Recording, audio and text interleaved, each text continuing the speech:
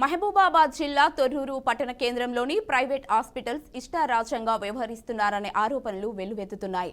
తొర్రూరు పట్టణ కేంద్రంలో గత కొద్ది రోజుల క్రితమే ఓ ప్రైవేట్ ఆసుపత్రి ఒక నిండు ప్రాణాన్ని బలి తీసుకుంది. అదే రీతిలో పట్టణంలోని నోదా హాస్పిటల్ వ్యవహరిస్తుందని స్థానికులు ఆరోపిస్తున్నారు. తొర్రూరు మండలం హరిపిరాల గ్రామానికి చెందిన ఓ మహిళ కడుపు నొప్పి బాధ హాస్పిటల్లో చేరింది.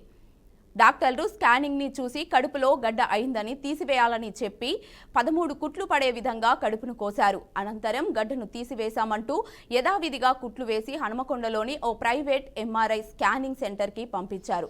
అక్కడ నిజం తెలుసుకున్న కుటుంబ సభ్యులు నోదా హాస్పిటల్ యాజమాన్యాన్ని నిలదీయగా కుట్లు కోలుకునే వరకు తమ హాస్పిటల్లోనే ట్రీట్మెంట్ ఇస్తామని చెప్పి మోసం చేశారని బాధితులు ఆవేదన వ్యక్తం చేస్తున్నారు.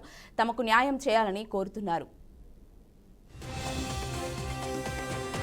మా అమ్మ ఒక్కతే ఉన్నది, నాకు ఎవరు లేరు. కడుపులో నొత్తుందని మా అక్క బిడ్డని ఇస్తుందేనా చేస్తానని చేసిండు.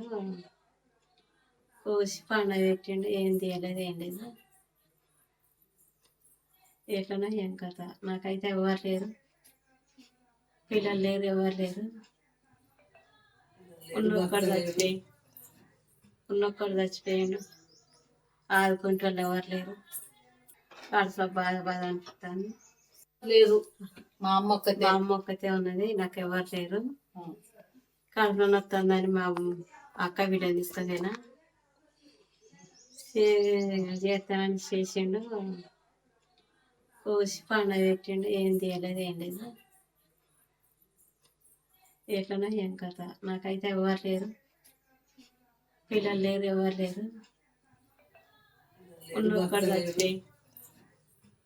చచ్చిపోయిండు, ఆదుకుంటారు ఎవరు లేరు. కడుపులో బాధ అనిపిస్తుంది.